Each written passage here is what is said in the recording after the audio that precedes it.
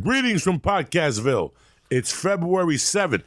You got 7 days to buy your sweetheart a fucking box of chocolates so you can give her the hard one. You understand me? This podcast is brought to you by 23andMe. Listen, we live in a world where we have access to data that gives us more personal insights into who we are, what we are, where we came from, what's more personalized than your DNA.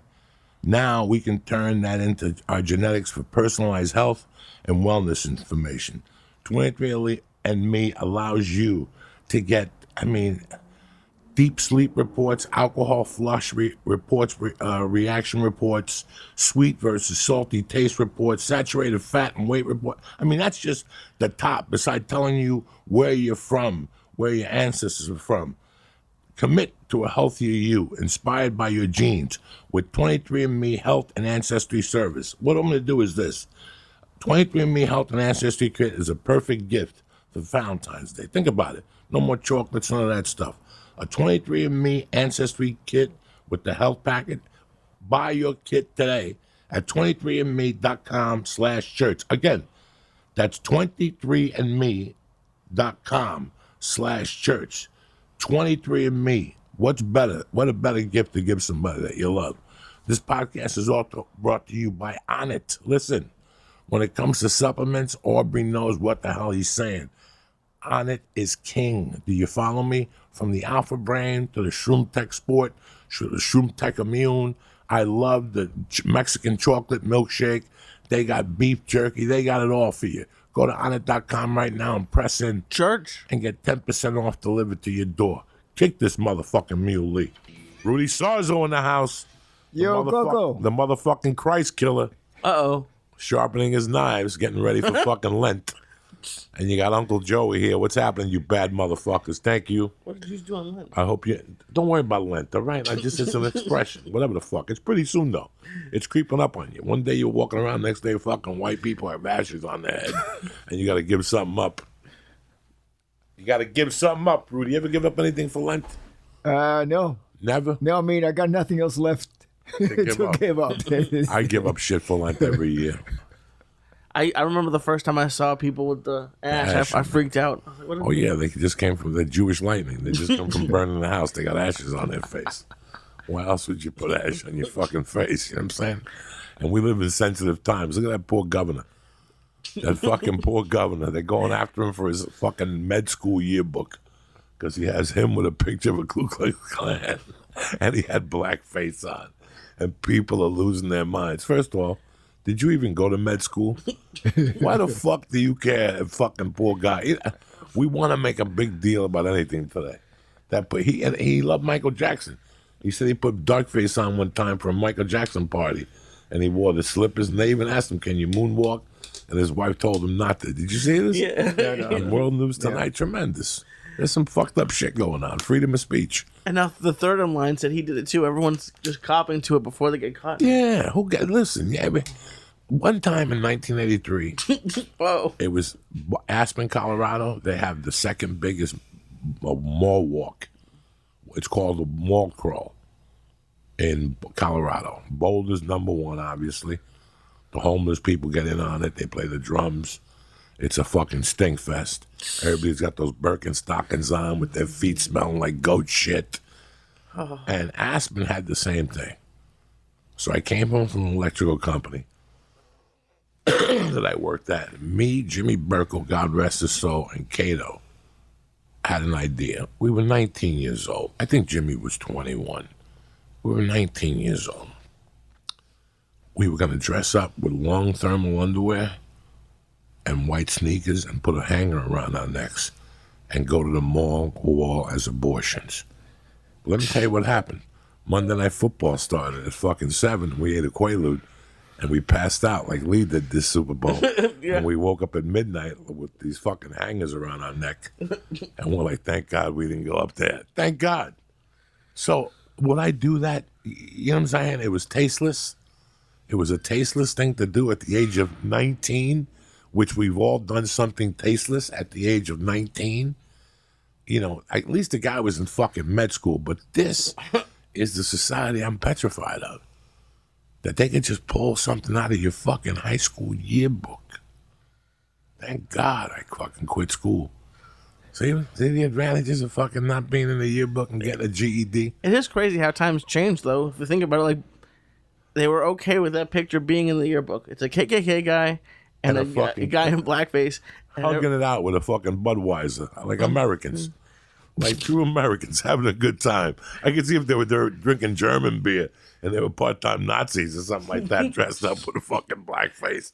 But to have, they're just having a good time in a dorm room, cracking jokes. First off, what's the next Budweiser commercial? Racism is something that you have to eliminate that reaction early on. Like I knew when I got to New York City in 1967 that the word spick, I knew what it meant. I had been called a spick on 88th Street a couple times. I didn't know how to react, and I went to my mom, and I asked her, and she flung her cigarette, took a swig of her beer, and she's like, if they don't call you a nickname, they don't like you. And she just turned around and walked away. And I was like, you know what? She's right. At least they call you a fucking spick. I can see if they don't call you nothing. And then you just learn to deal with it. And then I started going up to 148th Street where the white kids hung out with Puerto Ricans. And they weren't allowed to say the word spick. They would say it, but even you had to get desensitized. You had to get desensitized. They taught you, like your mom in those days would say, shut up. Sticks and stones will break your bones, but words will never hurt you. That was the old adage. My first friend was black. His name was Jasper Williams. And they used to call him Jasper, the friendly ghost. Like they would torment him and call him a ghost and all this shit, that he was the only black ghost. Why did his father call him Jasper? And I remember him dealing with it. By now, I know wherever Jasper is in this world, if you call him a nigger, he'll just flank his arm on you. We've been listening to it since I was 10. You're not going to do nothing to me. It's not effective. It's not effective. How do you feel about it? When was the first time you got called a spick? Ever? Oh, yeah. In West New York? Yeah, but, the way I figure is, ignorance.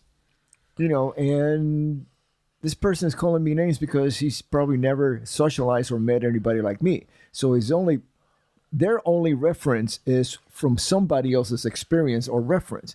So it is my responsibility to let this person know what this Latino, Cubano person is really like.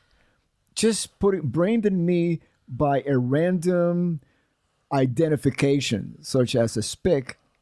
It doesn't make any sense. You don't know who I am. You've never been to my house, but here, let me show you who I am.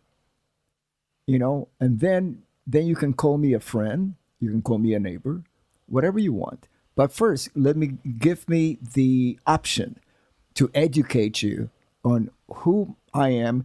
And hopefully you can get a sense of who my people are like from knowing me. Usually things, it's like ignorance breeds racism. In my neighborhood, I got a Russian across the street. We have Afro-Americans down the street. I have Sikhs right next door. I mean, it's like it's a melting pot. We're all neighbors. When the holidays come, we'll give gifts, no matter what our religious background is, to each other. We respect each other because we know each other. And to me, that from traveling around the world, the more you get to know people around the world, the more you realize how much in common we really have as human beings. We're all in the same planet, and what happens is through generations and poor references of history, things that happened during history, that people hand down through generations, negative identities to certain religious groups or societies or cultures, just because they don't know who these people are. Once you go to their country, you visit them, like Russia. I grew up during the Cold War, and the propaganda was that Russian women, they were all fat, they're ugly and horrible. Once I traveled to Russia, and and even former Russian republics, Soviet republics like the Ukraine and Belarus and so on. They are the most beautiful women that I've met in Europe and all of Europe. I believe the United States has the most beautiful women in the world because it's a combination of all the countries coming in to America, and bringing all the finest example of people to the United States. But if you go to Europe, I mean, some of them, the most beautiful women you're going to meet are actually Russian. I mean, do you think that your travel is part of the reason why both of you don't get caught up in a lot of this? Because you've met all different types of people, so you've been verbally attacked or abused by everybody. You've heard everything, but then you've also, on the flip side, you've gotten to meet every different kind of person, and you've made friends with them. So it's hard to hate them when you're friends with, oh, that's like Jimmy. Like, do you think that if you hadn't traveled as much, you would have been a little bit more close-minded? I don't travel. Yes, you do. No, I don't. I travel in the country.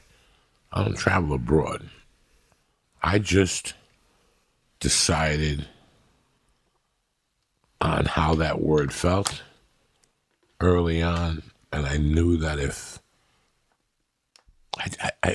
you have to pick your battles when you're a kid on the street. You got to pick your battles. So in those days, in the early 70s, where I hung out, there was a bunch of tough kids in this neighborhood, 20 kids. You didn't protect your honor as much as your mother. The big word was motherfucker. If I called you a motherfucker, you had a fight. And then your reply was, keep your mother off the street and I won't fuck her. And then we would have to throw punches or somebody would get hit with a bottle. So spick, you just let go.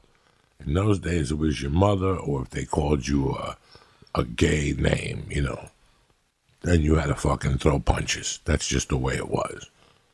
So nobody could really say nothing about your mother. In those days, your mother was sacred. And when I came from Cuba, those kids I ran with, you couldn't say nothing about their mother. They'd be on top of you before you said the. So you let the spit go. And when I was growing up in 88th Street, it was a very my little girlfriend was Chinese. Her father was a drawer for Charles Schultz, and we would go to the premieres of Snoopy and shit in kindergarten and the first grade. I was very tight with their family. They would give me candy with paper on it and shit for Christmas. But everybody else in that neighborhood was predominantly white, and that's where I was called the spick. But I didn't really give a fuck. Like I was overcoming language barriers. I got it. And I remember getting to it, till this day it haunts me, that there was a laundromat across the street from 205 West 88th Street. And I went across the street and a mother pulled me over. Until this day, it was to stay away from her daughter because I was Spanish. Like, I thought about that conversation for a long time. She said something to you? Yeah. Her little girl was cute. I was cute. She was in my class or something. We would walk together. And one day she pulled me aside and she goes, you can't walk with us or something like that. And I wasn't hurt. I'm telling you guys, as men and ladies, I wasn't hurt. I was surprised. So when I started going up to my godmother's house on 148th Street, the reception was so much different to me being Spanish, even from the white kids. The white kids were taking me to the house to eat before the Puerto Ricans. And they weren't white. They were fucking tough, Irish, white trash that would live and die for you. If I still remembered their names, I would fly out and meet them and podcast them, expose our world to them at those days, what we did, how we made money. Then there was the Cedeno family. They were a Puerto Rican family, had 9 kids, and they lived in a 2-bedroom, and everybody slept on the floor with fans. You never seen nothing like that. So here I was living on 88th Street, Rudy, with my own bedroom with air conditioning, with my own stereo in my room. But on the weekends, I would go to my godmother and seeing how people really lived.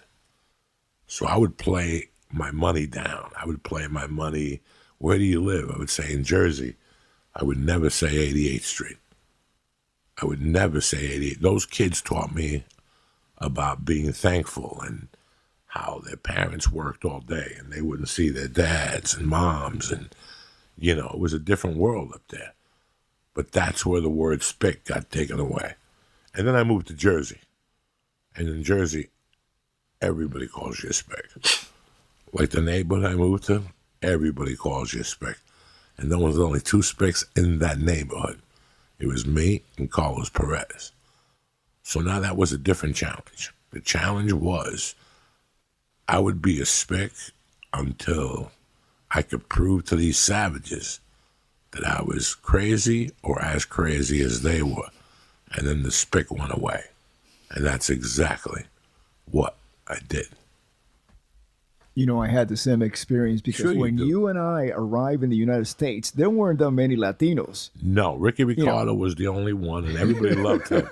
If you didn't know Ricky Ricardo, you weren't shit if you were Especially Cuban. in Jersey. When we were relocated to Jersey afterwards, I had that experience. But when I arrived in Miami in 1961, we had what was considered second generation of Cubans arriving, because the first generation were the upper class that left Cuba right after. Pre-Batista. Yeah. Pre-Batista. Well, pre-Batista, and a lot of them, as soon as the revolution happened, they jumped in their yachts and went to Miami to actually live in their summer homes, because they had, homes in Cuba and homes in Miami. So I met a lot of girls who their parents actually, were industrialists, people that own industries in Cuba, and they were actually living in Miami, but in their vacation home, basically, And so when I got there in 61, because it took my parents about over a year to get all the work, the visas, the visa and the passport, and we'll have somebody claim us, we came here legally. And, but so by the time we got in, we still, we moved right into Southwest, La Sabuesera, in Miami, it was basically a few blocks of just a Cuban ghetto, just all families from Cuba moving in. And what happens is, okay, while the parents were struggling to make a living, the kids, we were misplaced. Mentally, we just didn't know how to handle it, except to get the anger of us being in a foreign country, trying to assimilate, trying to adapt, not really knowing very much how to do it, because your parents now were doing 2 jobs. And I have to take care of my little brother because my mom and dad had to go to work. So all of a sudden, I'm babysitting my little brother, who was maybe at the time 7 years old, and I'm 11.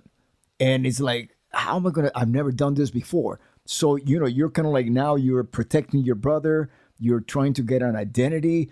You're dealing with other Cuban kids who are pissed off too. So it all came down to what you're talking about.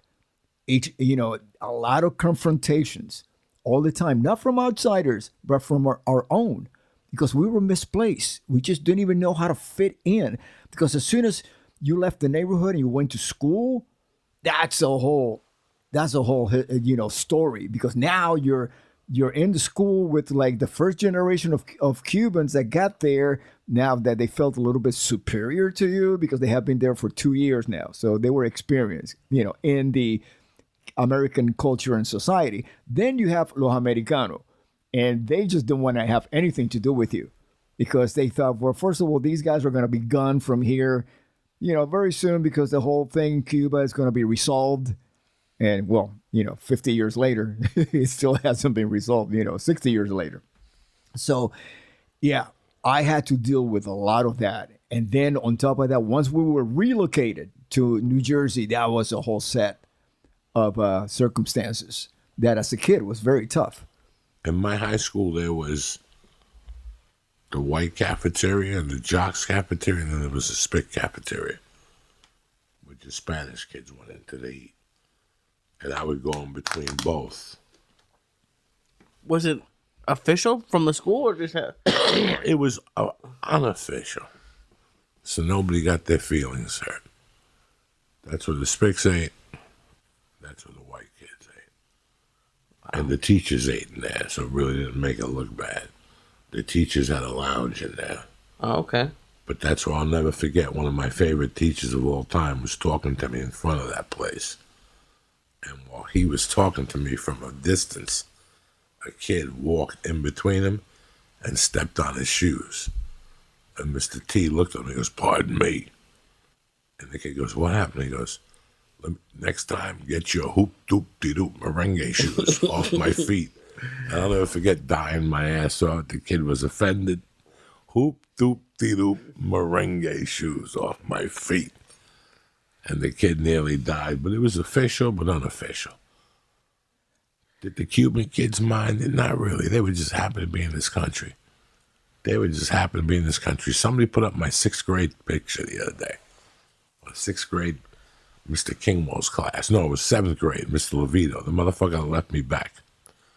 And in that class, there were 3 kids that you could obviously tell were not 12 years old. One kid's name was Juan Soto.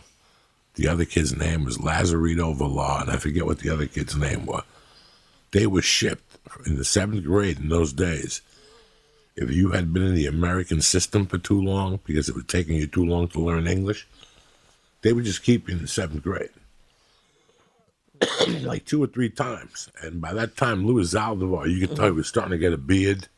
I wish it was another girl put it up, so I couldn't take it down from her thing or really share it. I tried, but it wouldn't let me share it.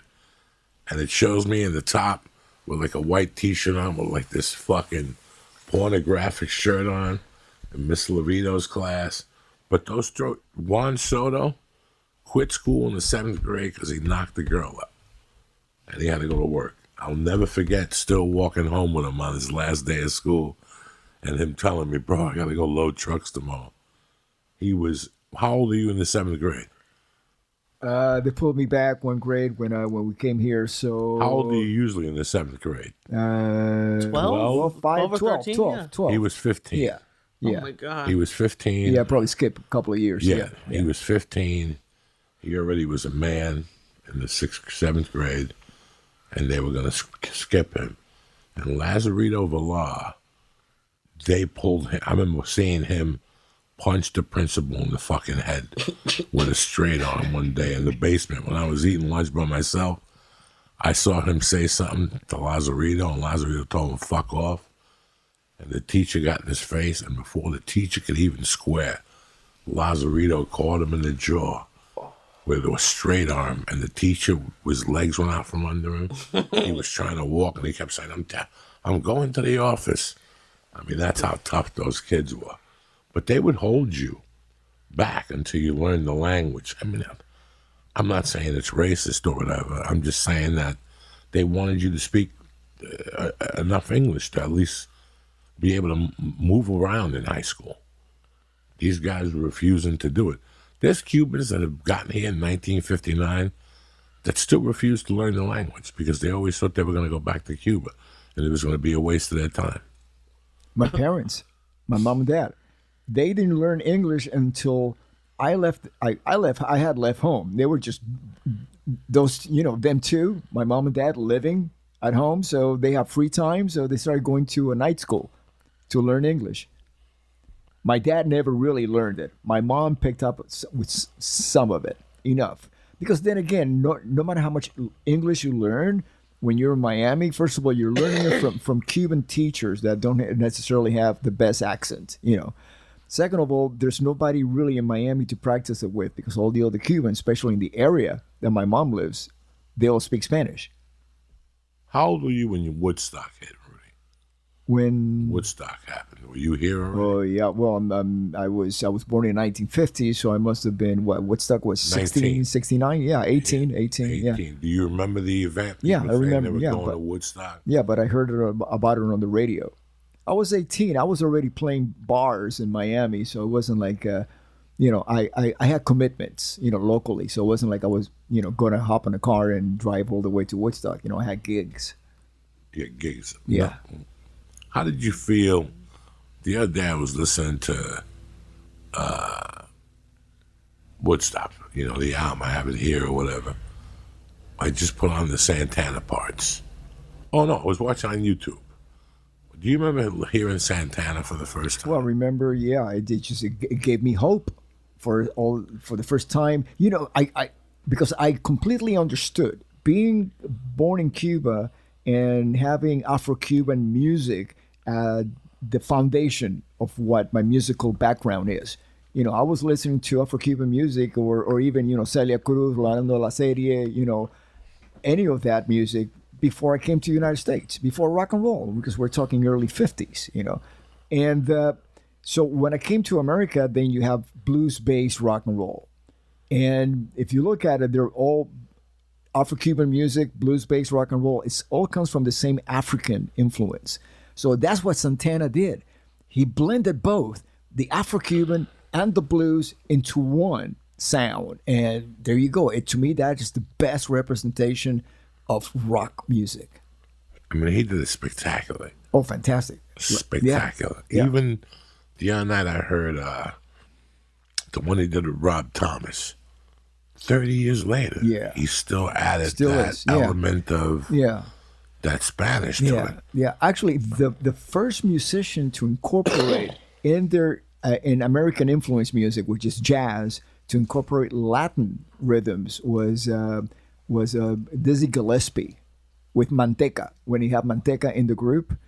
And Duke Ellington had some of that. If you listen to Caravan, he has a lot of Latin percussion in there. But actually, as a sound, as a direction of a group, Dizzy Gillespie went into Latin jazz. Well, Dizzy went to Cuba. Yeah, he did. Did he go to when did he get influenced with Latin jazz? After when Cuba? Manteca joined the band. Or before Cuba? Oh yeah.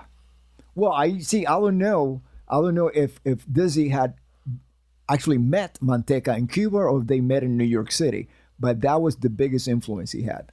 Now Manteca wasn't percussionist. Yeah, okay, percussion. But Yeah. it wasn't that. You know why they called him Manteca? He smoked a lot of weed. Really? Manteca meant weed when I was a kid. Manteca, yeah. So, who was the guy he was visiting in Cuba, Dizzy? He became friends with. Then he got him out. Arturo Sandoval. Arturo Sandoval. Yeah, Then he got him out 1st. But the wife was a communist. She didn't really want to leave. That was a good little. The only HBO story movie. I know, the only story I know is what I saw on the HBO made for Right, the Andy biography. Garcia. Yeah. Somebody reached out to me and said that Arturo Sandoval Jr. either does a radio show or a podcast, and he wanted me to go on. I just don't know much about his father and his roots. I just saw him from what I know in that HBO movie. Yeah. And then I asked a couple for you Cubans, and they were like, Arturo was cool. His wife was the commie bitch. So I can't really,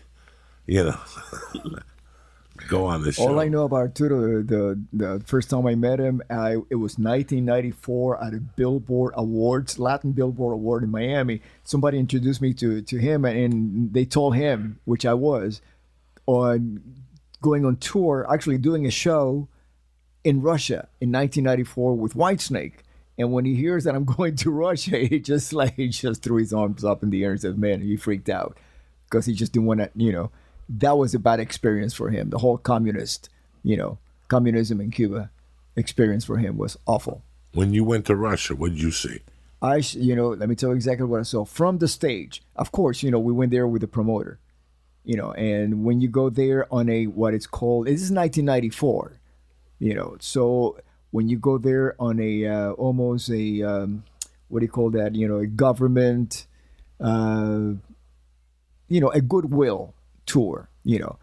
What I saw, that was my experience, and it was incredibly moving for me to be on stage and watch grown men crying because we were playing the music that just a few years before they could have gone to jail for listening to it.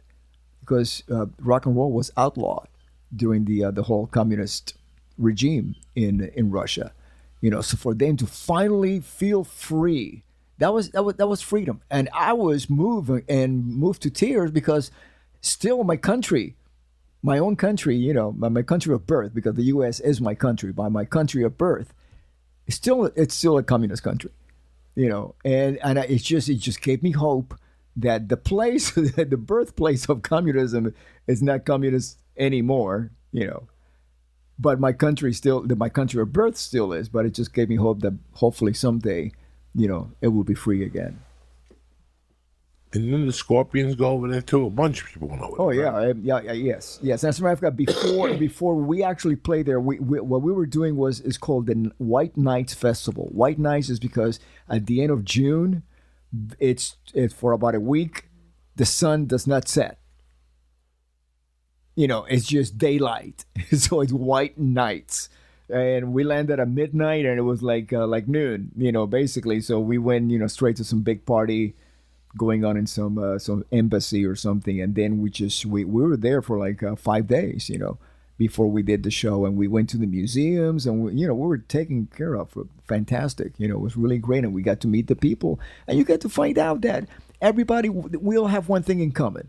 We want to be able to provide for our families, give our families the best life possible, and I found Russia one of the most religious countries that I've ever visited, because it was religion that gave them hope. If you look at books of the churches in Russia, they were the best maintained churches, because Stalin knew, and this is according to the locals, because I asked a lot of questions while I was there, me coming from a communist country myself. I asked him a lot of questions, such as, wow, I did not realize that churches, still existed in Russia. And their answer was, they say, look, Stalin knew that he could not take God away from the people. He could not take hope, faith away from them. So he just turned a blind eye to certain, like Christmases and certain religious dates, and let the people celebrate them.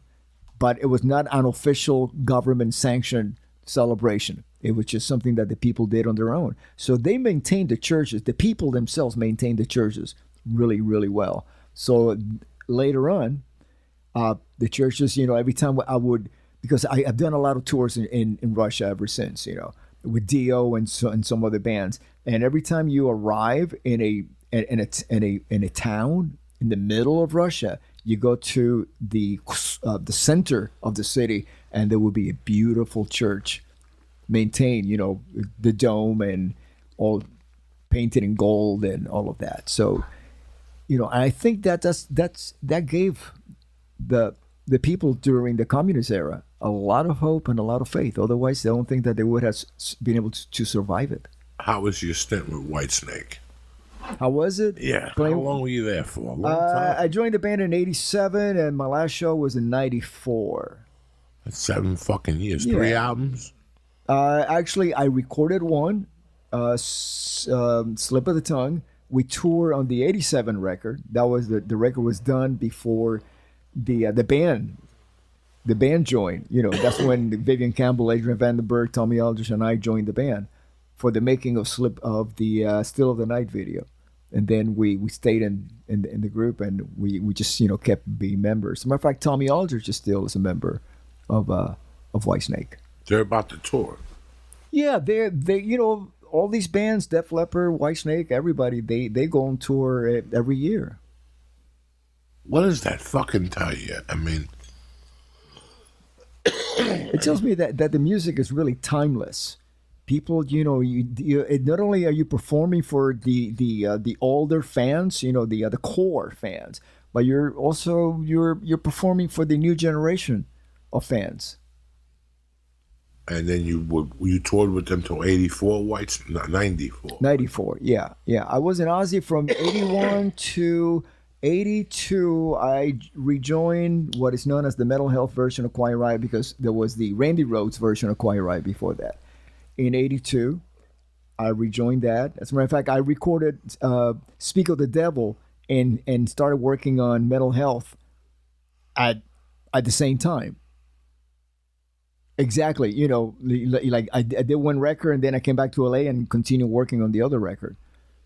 So it's, as a matter of fact, in the 80s, I recorded 5 consecutive multi-platinum albums in the 80s in a row. I did the tribute album, which is live with Randy. I did the Speak of the Devil, which is the re-recordings of Black Sabbath, Metal Health, Condition Critical, and Slip of the Tongue. All of them multi-platinum. 3 different bands. Yeah, when I went to your house, I saw them. I was like, Jesus Christ. What is it like when you start hearing that an album you worked on? Because platinum means what? 10 million? No, 1 million. 1 million. Yeah, gold is half a million, platinum is 1, and then multi-platinum you start going into 2, 3, 4, and so on. Like, Diamond is 10 million. Diamond. Like that's such a crazy number because you just record it in a studio. And I know you're going on tour, so you have an idea that some people like you. But to have 1 million people buy an album, that must be crazy. Yeah, because they had to buy the record in whatever format. They have to buy it in vinyl or CD or cassette. Or once it started going into streaming like we have today, it's a whole different ball game. You know. But like, what emotions? Like, do you remember the first album you had that went platinum? Let's see if I'm going chronologically because actually the first one that I received that was platinum was not a record that I played on, but it was actually a record that I toured on. Okay. It was one of them was Blizzard and the other one Diary. You know, and people online, you know, social media, they say, hey, how come you got a platinum record or a gold record for something you did not play on? It's because if you look at the plaque clearly says to commemorate the sale of so many records, right? And your name.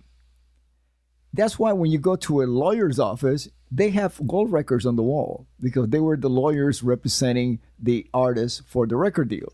You go to a dentist, it could be the guy who did the veneers for the singer. He gets a gold record. You can give a gold record to your parents.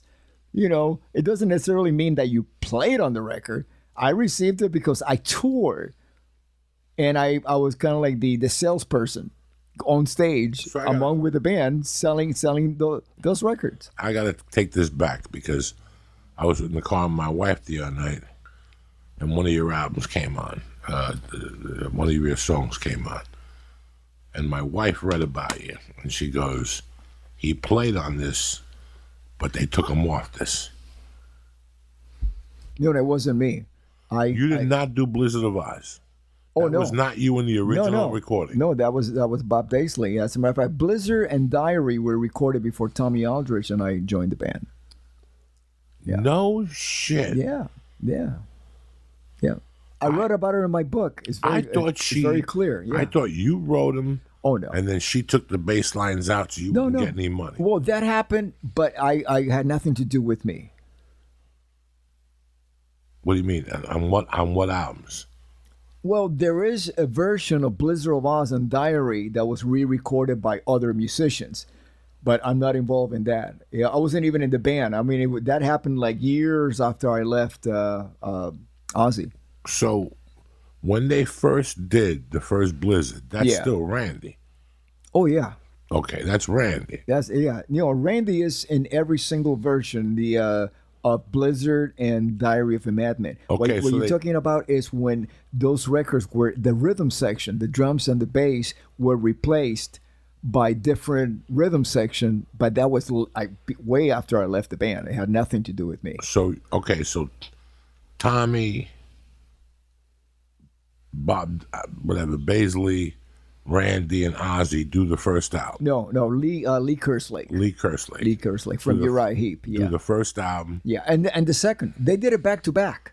It's like they so Sato and all that was done all at one shot.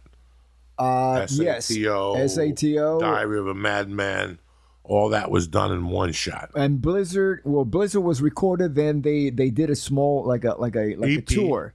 Okay. Yeah, the EP, and all that, and then they did Diary, and once Diary was in the can, that's when they decided to let go of Bob and Lee and get Tommy. Tommy was in the band before I joined the band.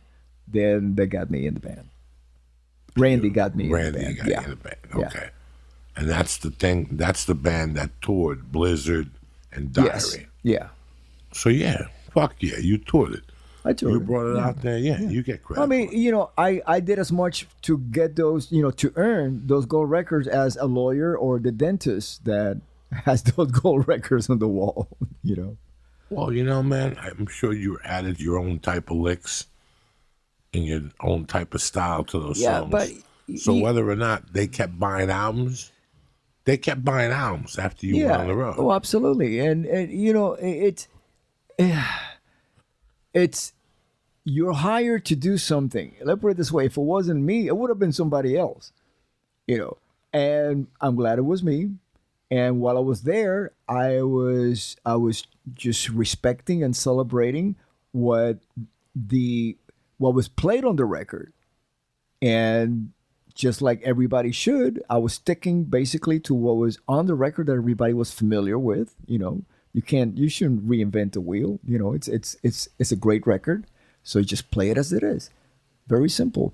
Never taking any credit for being the guy who played on it, because that's not me. Who wants to do that? That's crazy. You know, you have to respect, people's contributions, and celebrate them, And later on, I got to record, do the mental health record. Before I joined the band, there were two songs that were already recorded, and it's credited the current bass player, Chuck Wright. He recorded Mental Health and Don't Wanna Let You Go. And do you know the story how I got to go back into Quiet Riot? Oh, okay. So Randy had died, in the plane crash, and I was on a break from touring with Ozzy. This is like in the summertime, late summer, and in 1982, and I get a phone call from Kevin DeBro, and he says, "Listen, do you want to come in? And we're working on a record. It was not officially named Quiet Riot yet because there was no record deal yet. It was a production deal. So Kevin goes, and we're gonna be doing, we're gonna cut Thunderbird. Now Thunderbird was a song that Kevin wrote for Randy when Randy left Quiet Riot. And when Randy left Quiet Riot, I was doing different projects around town. I was in a band called Angel. Also, I was living with Kevin, and he had a band named Dubrow. So, he asked me to play with him. So I did. I played in Dubrow, his own band, and one of the songs that we performed was Thunderbird. So I was very familiar with the song. So I walked in to the studio to do just one song, and we cut it really quickly because I knew it. So it was like, okay, it's done. And then there was like 3 hours left of studio time. And so the producer turns to me and says, do you remember any of the older songs? Because Mental Health, the album, a lot of the songs on that were actually songs from the band called Dubrow that Kevin already had, So it got rebranded as Quiet Riot, So by the time that I left the session, I had recorded Slick Black Cadillac, Let's Get Crazy, songs that Slick Black Cadillac dated back to the Randy era of Quiet Riot. That was the only song that was brought in from that Randy Rhoads Quiet Riot into the Mental Health version of Quiet Riot. The Slick Black Cadillac, and so by the time I left the session, I had done about 4 songs already. I was not in the band officially. I just went in for a session. But I got to tell you, the joy that I connected with, the joy that I found that I actually lost from playing with Ozzy after Randy died, I felt it again.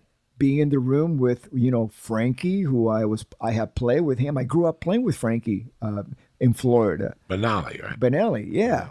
So, that way I started playing with him back in '72. So 10 years later, we're in the studio in LA cutting this record that nobody ever thought was going to do anything, that wound up to be the first debut metal record to go to #1. So, so I even and I started feeling like, wow, I think I found my joy of playing again, playing with Kevin and playing with Frankie and Carlos Cavazo, who I knew from the circuit. He was in a band called Snow. We used to play same gigs and stuff like that. So, you got to follow your joy. In life, if for whatever reason such as in my case, after Randy died, it was painful to continue being in the band every night without him there. I made the decision to leave one of the biggest bands in the world, just to follow my joy of making music. You did the right move. Well, I mean, 40 years later, yeah, it was the right move. But back then, except for my wife, who was my girlfriend at the time, she never said a word. She never said, "Oh, yeah, do you really think you should leave Ozzy?" No, she didn't. She just, and she's always been like that. My wife has been incredibly supportive. She's so never. You would have back then. Oh, in '81, yeah. I met my wife in September 1981. Yeah. Now let me ask you this: why haven't you put together like a little fucking Spanish fusion of your Afro background with some rock I do. music? I'm going to send you the MP3s. Okay, there you go. Yeah. I didn't fucking know this. That's because you never asked. Nobody tells you dick no more. You know what I'm saying? You never asked me. I'm hearing you on Eddie Trunk playing bongos and a clarinet. Fucking with a black dude singing in the back. And I did it for my folks. Because, my folks only knew me as playing an American, rock and roll. And so I put these songs together and just for my folks, just for them. But I'm going to send them to you. Now I'm happy. Now, how does it feel to be doing your own podcast and radio show? Yeah, I thank you for the inspiration, because I got to tell you, coming on your podcast and realizing how important it is to do these podcasts. And I got to tell you why. In our world, in music, we only get to show, people get to know us through our music. And now through social media, they might get a glimpse of who we really are. And, anybody can manipulate social media. Anybody can present a certain profile of like, I am a very nice person, and I love puppies, and I love kitties, and, I give to the homeless people. But that could be manipulated. That could be not necessarily be the real deal. I believe on a podcast, you can't fake it, because it's a conversation. If I'm going to be insincere, you're going to call me out during a podcast. I'm sure you've done it before, or you might do it in the future to somebody who's going to come on your podcast and not be really honest with, during the podcast. So I thought I had a case one time when I brought a guy in for a second chance type podcast. Not a second chance with me. I didn't judge him like that. But a second chance, and when he folded on me the first time, it was like I turned my chair and just focused on Lee, because there was no reason to go forward. If he wasn't going to come to terms with what he had done, it was the weirdest thing. It was one of our weirdest podcasts. Me and Lee covered. It turned out to be a good podcast. But once I saw that, there's been a couple times that people come on and they're a different people, they're a different person than when they walk in the door. When they walk in the door, they're fucking all of a sudden on here. They and I saw it. And that's why they never came on the podcast. Yeah. I always thought, I can't imagine today, if, let's say I wasn't doing comedy. This was not happening. I was working at a car wash, and I found out Rudy Sarzo did a podcast. I listened to it. I was a fan of yours in 1981. I saw the pictures, I read the articles, but I know if I listen to you, I'm going to get to know you. I'm going to tell you who I fucking hated. I'll tell you who I fucking hated for years. I liked the band, but I didn't like looking at them, except for Tommy Lee. Tommy Lee I could tolerate. The other three I couldn't tolerate. Now, today, I kind of like Mickey Six. Mm-hmm. Why? Because of that fucking radio show. Oh, yeah. And even though he's a dick on that radio show to people sometimes, come with it. I like it. Because it shows me who he is. Yeah. Now I know who he was in that band. Yeah. By listening to him on the radio, now I know who he was in that band and why that band was successful. That was Motley Crue, but that was Nicky's band. You know, you listen and I can't imagine at this point not doing a podcast. I always knew that if I could get my story out there and explain to people what happened, as bad, as good as it was, that I'd do a little better. And I was correct. Because when you're on stage, the whole time guy's making jokes and then he leaves, and maybe you might follow him on social media, you don't really get to know the real him. I know people that have come up to me and said, I really don't like your material, but you answered my email back. And I came here because of that character. I emailed 3 other comics. They didn't email me back. You follow me? So it gets to see people, the other aspects of your life. Lets us see people that you are a dog lover.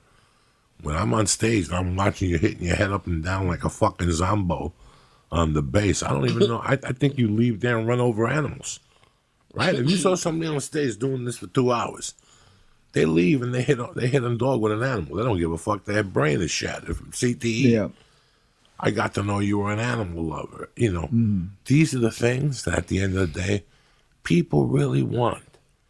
Everybody's got a poster on their wall. That's why I hate when celebrity, if you get a fucking Twitter account, twit. Don't give me the false hope that you're not going to tweet. Tweet. You open up an account to interact, to keep you relevant. Tweet.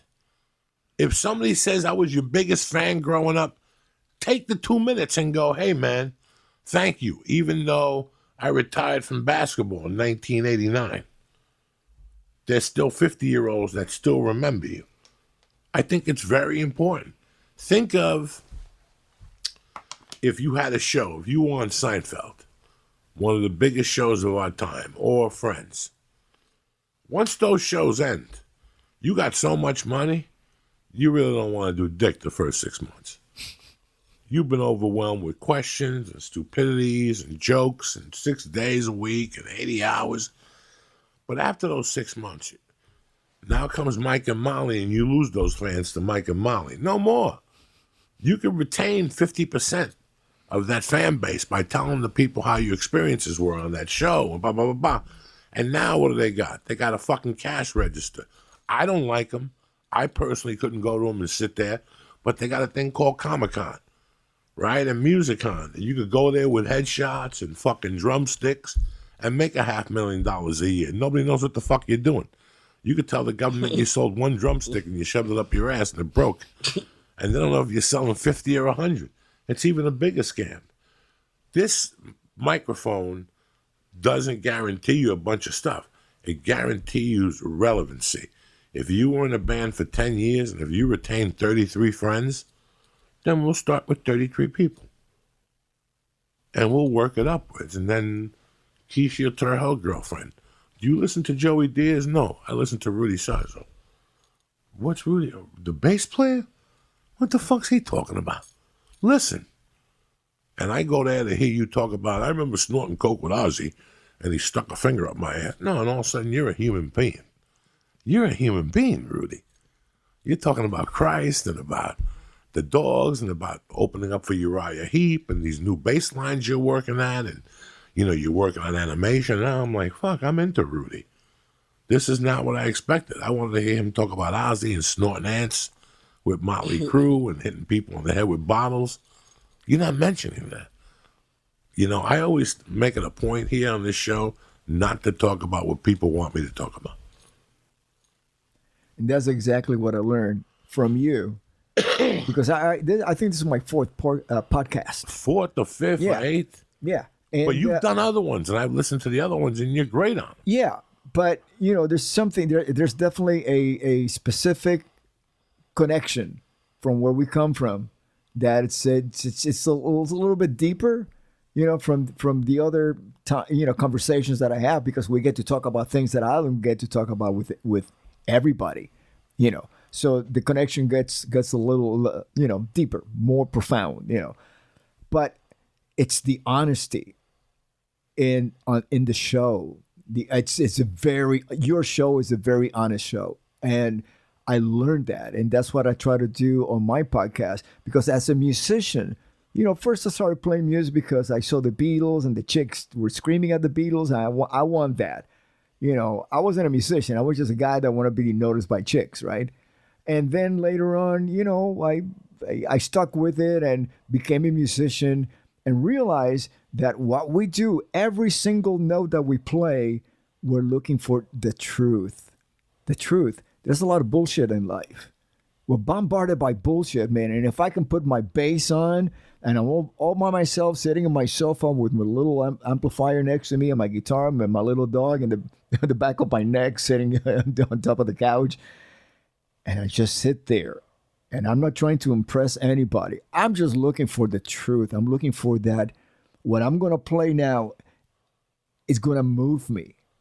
Move me in a way that I have not been moved before. I'm not even in front of hundreds of thousands of people, and that is something, that honesty is what I live for.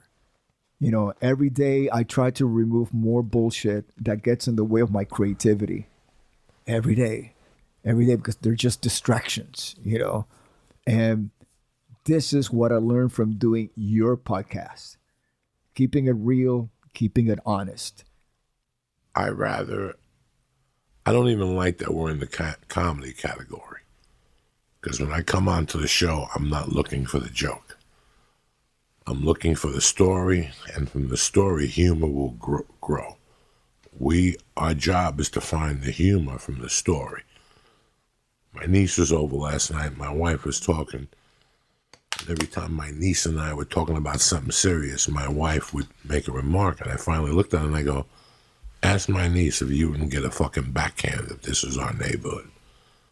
You would have got punched in the fucking head. They would have told you to knock it the fuck off.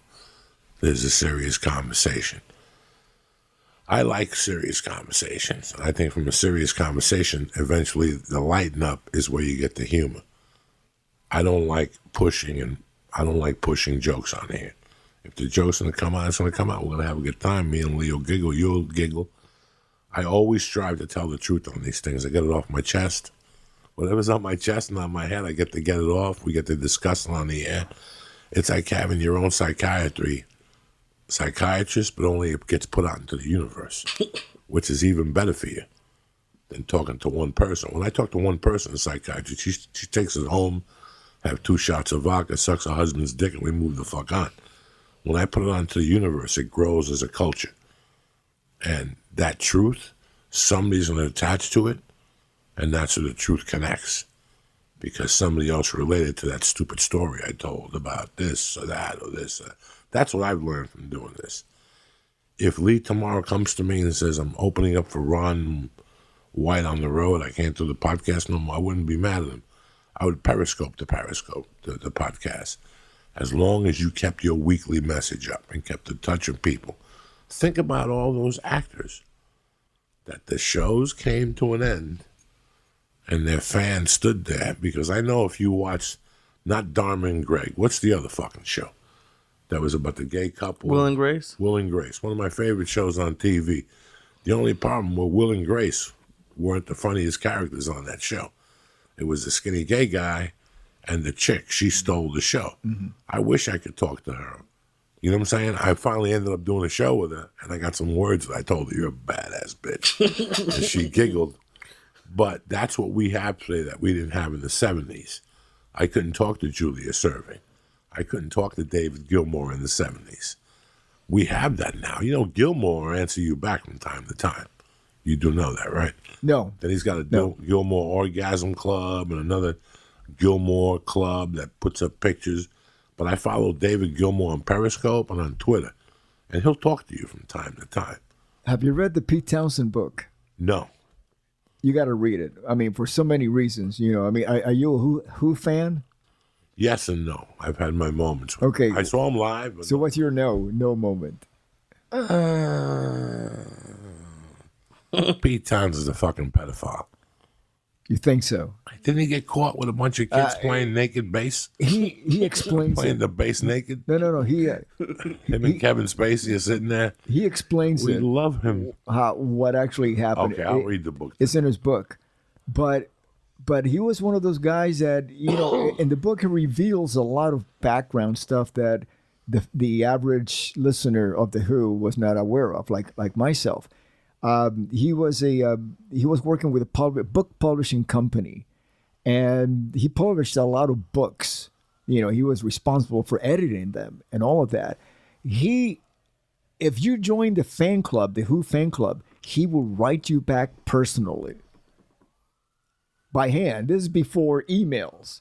He will send you a written response, you know, and I respect that. I respect it. I respect that. Always have. You know, immensely. Always have. After Tommy, the rock opera, Tremendous. every Who record, including Who's Next, because you got Quadrophenia, you have Quadrophenia and Who Are You are my favorites. yeah. But I love Tommy. Talk about your woman. Well, I bet you could see mine. every record after that was actually a complete work. You know, not just a collection of songs. It was a concept album, basically. And except for Who's Next, because Who's Next was supposed to be a concept record about what he called the grid. Now, we're talking the 70s. He had envisioned the internet being the grid where people could connect with each other on this grid. And that's what Who's Next, the record, really is about. All those songs independently. And of course, you know, what they did is the Who rented out a theater called the Old Vic, and they wrote and did the pre-production for the record on stage with an open door to anybody that was walking by. They could actually go in and watch them do it, you know, write the record live as it was going on, because to them that was a concept. How about if we make a record and we invite anybody that wants to come in to watch us do this? But for some reason, nobody really showed up except for some homeless people that were just sheltering from the weather, walking into the theater and just sitting there watching them perform. You know, so he's got some really high concepts. You know, and if you read the book, you're probably gonna change your mind about. Yeah, see, I'm fucking being judgmental. I just thought he was a pedophile. No. He explains, you know, the origin of that. Right. Always a fucking pleasure, Rudy. You always come in here and drop knowledge. You too. This is not only the church. This is university. This is Coco U. Coco U. Coco U. Not like Coco Trump U. U. Not like Trump U. So you have the 6 degrees of Rudy. Yeah, of Sarzo. 6 degrees of Sarzo. Rudy Sarzo. Yeah. On Monsters of Rock Radio, which is part of the Dash app. Dash is like, if you download it, you go either on your Android or your iPhone. You download the app. It's free and no subscription, no advertising, and it's gotten many stations. You know, if you like soul music, or if you like funk, if you like metal, Monsters of Rock, it's the station to go. So I'm on 4 p.m. Pacific Standard Time every Sunday, from 4 until like 7 or 8 o'clock. Sometimes my show runs a little bit longer. We got more topics and we play music and a lot of interviews. I got Craig Goldie coming in this weekend, who I play with him and Dio, and we have a new record that came out called Dream Child. And yeah, it's having a great time, and it's all thanks to you. Thank you. Jesus Christ. I almost pulled my earpiece off then. Thank you. You came in here and you did it, and you saw it. You saw what it does. I saw the truth. How you feel afterward. Yeah, you see how you come in here, sometimes the shit on your shoulders, and sometimes you come in here thinking about talking about something, and it goes somewhere completely different, and you're like, Jesus. Now, by the time I have him on next time, we'll forget all about that fucking topic. You know, I'll be searching for it. If I can add something, you know, another reason why your podcast is so important, and I think podcasts, the good ones in general, is because, you know, one of the another reason why I do the podcast is because in the music community, we've lost a lot of dear friends and band members, you know, and I've sat during services, you know, whether it's for Ronnie James Dio or for Lemmy, and of course Randy Rhoads many years ago. But to sit there and have people come up and speak and say wonderful words about the dearly departed, and I'm sitting there, I'm going like, what? I wish this person would be sitting here now with us to listen to these wonderful, speeches from all these friends and colleagues. And I thought, this is something that we can do with a podcast. With a podcast, we can talk to each other, tell how much of an influence, how much love and respect we have for each other. And it's right there for eternity, for everybody to listen to and share it. 100 years from now, 100 years. They'll be listening to this. This is fucking beautiful. I never even thought about it that way, but it is really beautiful. You're a bad motherfucker, dog. Now, do you have something on iTunes also, or no? Well, all the bands that I played in it. There's my two recent records is the Guess Who record that came out last year and Dream Child. Okay, no, I'm saying does your podcast get released on iTunes? Yeah. Well, it's my podcast, which is separate, which you did my podcast too. That's called 6 Degrees of Rudy Sarzo? That was called The Dash. The Dash, okay. The Dash. And the other one is called 6 Degrees on Monsters of Rock Radio. Like that, so give Rudy a listen. Besides that, don't forget, next Thursday night, Valentine's Day, that's all that's left in San Jose. You get that? I'm fucking throwing rhymes. So a week from today, I'm in Valentine's Day. The early show's almost sold out. The second show's on its way. Do what you need to do. Then the 22nd, I'm in Treasure Island in Viva Las Vegas, 8 o'clock show with the great Miss Kate Quigley. And then the same crew rolls down to Tucson to the Fox Theater on the 23rd of February to rock and roll with motherfucking you Tucson Savage. And don't forget, I will not be going to Tempe or Phoenix. This will be my only Arizona performance this year. So if you want to see your Uncle Joey and smoke weed and all that stuff, come on down to fucking Tucson. And that's it, and that's that. I'll see you guys Monday morning, Tip Top Magoo. I want to thank Rudy. I want to thank the Christ Killer. I want to thank Kishi. And I want to thank all you motherfuckers that I love to death. Fuck the fucking Super Bowl. If you didn't cover, go fuck yourself. Congratulations, Syatt. Thank you. I know you're a New England fan. Have a great weekend. I'll see you Monday morning, ready to rock. Love you. All right, I want to thank Rudy Sarzo. I want to thank the Flying Jew. And I also want to thank 23andMe. Why? Because we live in a world where we have access to data that gives us more personal insights into who we are. 23andMe allows you to go beyond ancestry to access more personalized insights about you based on your DNA. With more than 125 genetic reports, you can even gain insights about your health. Listen, commit to a healthier you, inspired by your genes. With the 23andMe Health and Ancestry Service, you get more than 125 genetic reports. My experience at 23andMe was fantastic. I keep getting notifications about cousins I didn't even know about. Now they hit me about some other health issues. So they just tell you, they point out different things for you to look at. All right? Like Deep Sleep Report. If you've always suspected that you feel more sleepy than others after missing out on a night of sleep, you might be imagining things. Your genes might be involved. Okay? Alcohol Flush Reaction Report. Does your alcohol turn your cheeks as pink as a glass of rosé? You may have alcohol flush reaction. Learn about the genetic factors that makes it hard for some people to process alcohol. You can probably thank or blame the sweet tooth of yours on your relatives and ancestors as well, at least partially. 23andMe Health and Ancestry Service can tell you if your genetics predict you prefer sweet or salty snacks. And you believe that? Then they got the saturated fat and weight report that can tell you about how your genetics may impact your body's response to your diet. All this on the genetic. Are you nuts or what? That's what 23andMe is giving me. So what I want you to do is this. To the church family, you're looking for a Valentine's Day present, this is the one. A 23andMe Health and Ancestry Kit is the perfect gift for Valentine's Day. You buy your kit today, right now. You can order it today at 23andme.com/church. Again, that's 23andme.com/church. 23andme.com/church. That's the Valentine's Day present you're looking for.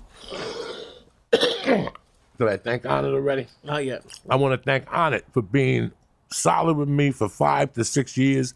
I knew Aubrey after that. Let me tell you something. The products are sensational. Alpha Brain. If you don't like it, they give you a money back guarantee, and they don't want the product back. You ever try that at your weed store? You try that at fucking May D&F, whatever fucking, I don't even know, Macy's. Go to Macy's and go, you know what, I wore this. I danced for 22 hours. The pants smell like 10 dead fucking bodies, but I want to give it back to you. See what they say to you, right? No! You tell them it don't work for you, they give you the money back. That's it. That's a company who believes in their product. That's a company I want to do business with. Go to Onnit.com right now. Right now. Take a look at the supplements. There's got to be something in there you've been thinking about trying. Give it a shot. On the way out, press in church and get 10% off your order delivered right to your house, okay? It's that simple. Excuse me. I want to thank 23andme.com, and I want to thank Onnit. I want to thank Rudy Sarzo. I want to thank my man, the Christ Killer, and Kishi, but most importantly, I want to thank you motherfuckers for being family. You understand me? You got the dates. Next Valentine's Day, that's all that's left in San Jose. Do you know the way to San Jose? You better fucking know it, motherfuckers. Next Thursday night, 8 o'clock show, 10 o'clock show will be going fucking off. Whatever prescription medication you got, bring it down. It's going to be like a fucking flea market down there. And that's it, and that's that. Then the week after that, I'm at Treasure Island in Las Vegas on the 22nd with Kate Quigley. And on the 23rd, we invade Tucson, Arizona. Kent Vela, the kidnappee, is showing up. He confirmed it's all over. I left him 2 tickets at the door. I love you, motherfuckers. See you next week, Monday morning, nice and early. Kick that fucking mule, Lee.